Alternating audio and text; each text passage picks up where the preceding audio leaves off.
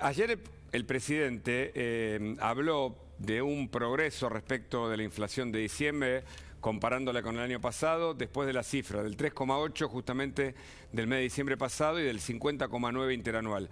Pero agregó un componente psicológico, por eso, si usted me permite, Esper, queremos sumar a José Abadi, que es psicoanalista, que es psiquiatra, que es un amigo de la casa, para que nos diga si el presidente tiene razón, si hay un tema psicológico aquí en el tema de los precios. Abadi, buenas tardes, ¿cómo le va? Buenas tardes, ¿cómo están ustedes? ¿Cómo estás, Clarita? ¿Cómo Bien.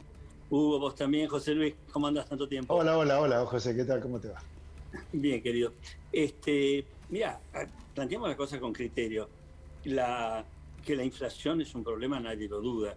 Que la inflación es un problema que tiene un origen en políticas inadecuadas, en criterios económicos equivocados, también, qué duda cabe. Ahora bien, que la inflación como consecuencia, como efecto, como toda situación traumática, como toda situación que genera problemáticas a nivel de la vida cotidiana, y de la vida cotidiana significa no me alcanza, no tengo, no puedo, siento culpa, siento dificultades, me angustio, me violento, por supuesto que tiene consecuencias psicológicas. ¿Acaso puede una situación traumática y que se ha tornado muchas veces en el imaginario argentino insolucionable como si fuera un destino inevitable más allá de lo que se haga? Un destino inevitable es una buena expresión para sintetizar el problema que incluye tal vez ese aspecto, ¿no? Claro, pero porque es importante que no se lo criterices, que no se tenga ese criterio. No es un destino inevitable. Es inevitable la inflación si las políticas que se realizan son equivocadas. Claro. Es decir, el punto es que cuando se lo naturaliza en un plano casi como si fuera una cuestión de destino o un mal que viene de afuera por algún motivo extraño, o buscamos agresores escondidos, marcianos que provocan esto a pesar de nuestras políticas adecuadas, claro, inevitablemente vamos a equivocar la senda. Ahora, ayer alguien, un experto en política me decía, es que hay una anomia social que es inevitable de este último tiempo y eso provoca que la inflación, por ejemplo, no pueda modificarse. ¿Usted coincide con eso? ¿Cuál es el gran problema de la inflación permanente? Que soy chiquito que hay inflación en la Argentina, cada vez más. Bueno, dígale a esa persona de mi parte que para mí está fumando de la mala, que fume de la buena para que no diga estupideces. Yo coincido con lo que dice José, porque si ustedes juntan mi comentario con el de José Abadi, es perfectamente complementario. A ver. La inflación está comprobada científicamente, es como la vacuna Sabin que cura la poliomielitis. Está comprobado que es un fenómeno monetario. La causa de la inflación es monetaria. Ahora, obviamente, como dice José, hay consecuencias de la inflación devastadoras sobre la psiquis de la gente, pero no la estupidez del presidente que la causa de la inflación incluye el fenómeno psicológico. El fenómeno psicológico viene después de que ocurra la inflación.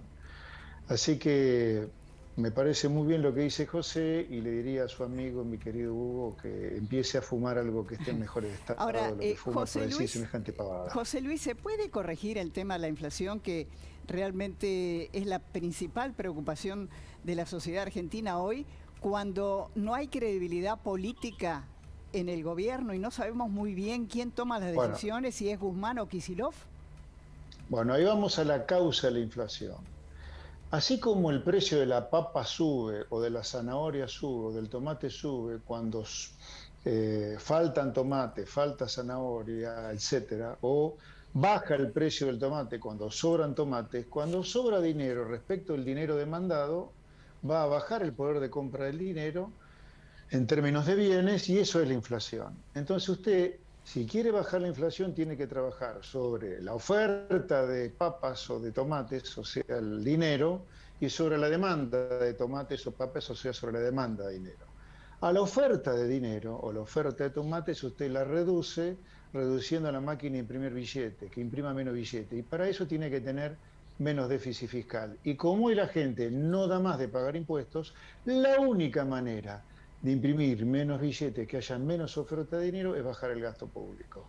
Sobre la demanda también se puede actuar para que haya más demanda de pesos o más demanda de tomates para que el precio del tomate deje de caer o para que el poder de compra del dinero deje de caer. Ahora, para eso usted necesita mucha credibilidad y este gobierno no la tiene. Entonces va a ser muy difícil de bajar la tasa de inflación si uno mira estos dos componentes. Y durante el año 2022, aún con acuerdo con el fondo, la inflación seguramente va a ser más alta que en el 2021 como consecuencia de la cantidad de basura que hay que sacar bajo la alfombra que hablábamos recién, la brecha del dólar, las tarifas retrasadas, los precios controlados. Aún con acuerdo con el fondo, que algo de credibilidad y algo de demanda de pesos o confianza en Argentina generaría. Pero es tanta la basura que se barrió bajo la alfombra que la inflación sin duda va a ser más alta que 2021. Ahora, Abadi, esto lo pienso ya en términos, para que usted me analice, le pregunto al psicoanalista. ¿Es como un fumador que no puede dejar el tabaco? ¿Es comparable en términos de una inflación que forma parte de nuestro universo, del horizonte incluso de expectativa, que nadie puede modificar porque no ve la gravedad del problema? ¿Puede haber algo de esto o no?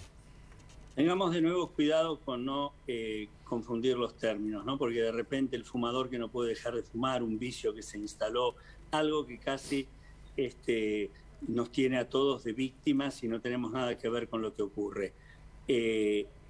Digamos, el fumador se torna vicioso, pasó del hábito al vicio porque no dejó de fumar cuando debía dejar de fumar, cuando no escuchó que el cigarrillo, que la nicotina hace daño, cuando no mira las radiografías que nos muestran claramente las células, los alvéolos pulmonares afectados.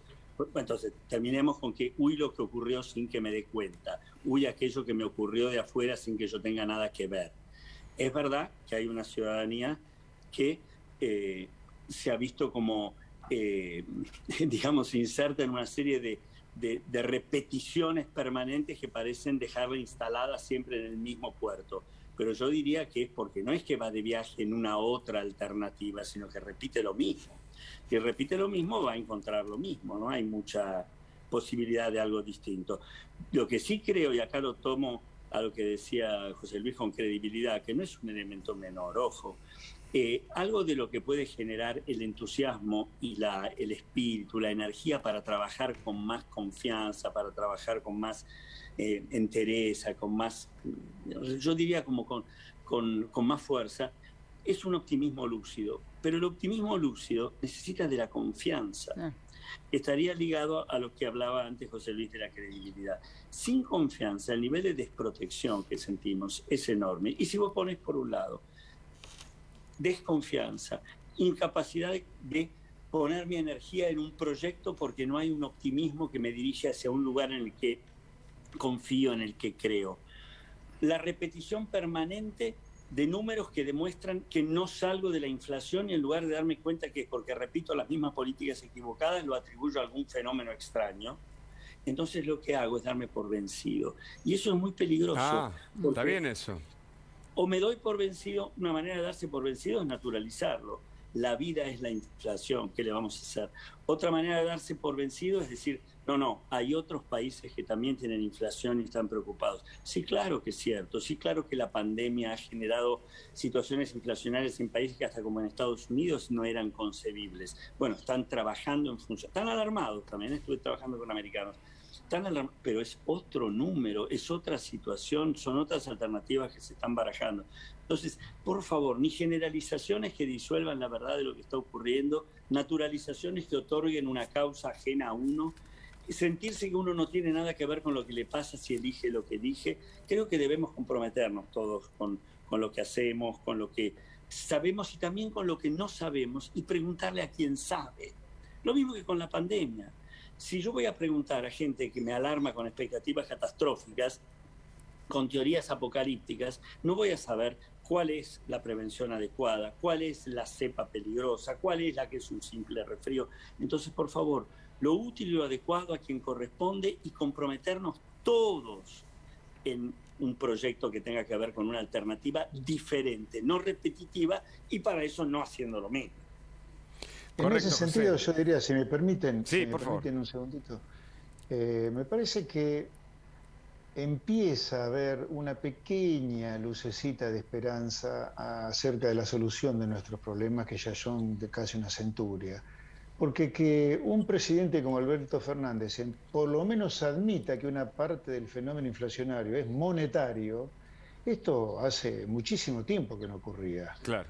Que, por ejemplo, a liberales como nosotros, desde una oposición que en el 2019 nos mataba cada vez que aparecíamos en plena campaña presidencial, que hoy nos pidan que los acompañemos en proyectos Correcto. en los cuales hasta nosotros estamos trabajando. Por ejemplo, nosotros estamos trabajando junto con grupos académicos importantes, profesionales del derecho en distintas especialidades, en proyectos de reforma del comercio exterior, reforma Sí. del Estado, desde Avanza Libertad estoy hablando, no, reforma laboral, para solucionar los problemas de la gente y que estemos encontrando bastante buen eco, le diría, en otros miembros de otras bancadas, este proyecto que vamos a presentar nosotros a partir de que esté habilitada las sesiones ordinarias, que la gente entienda que el único momento en el cual un diputado puede presentar proyectos es a partir de que se habilitan las sesiones ordinarias el 1 de marzo, y si no, ojalá que el presidente las incorpore a las sesiones extraordinarias, si es que la convocan. Por ejemplo, tenemos que discutir los aranceles de importación, tenemos que discutir los derechos de exportación, tenemos que discutir una reforma laboral, tenemos que discutir una reforma del Estado para bajar impuestos, en fin. Todo esto se puede discutir y hay una llamita de esperanza que Avanza Libertad ha introducido en la sociedad y me parece que el camino es por ahí. Una sola palabra, Huguito. Sí, José. Obstinarse en el error agrava muchísimo las cosas. Aprender del error permite el cambio. La esperanza de la que habla José Luis tiene que ver con el aprendizaje. En cambio, la ilusión tiene que ver con el empecinamiento. Ojo, para todos nosotros los argentinos, no vivamos en el pensamiento mágico. Correcto. No existe. Pensamiento racional, por favor. Está Liguemos y sinergicemos el entusiasmo con la razón. Está muy bien. Muchas gracias, José Abadí. Siempre es interesantísimo escucharte. Un abrazo y gracias por el Mucho contacto. cariño, Clarita.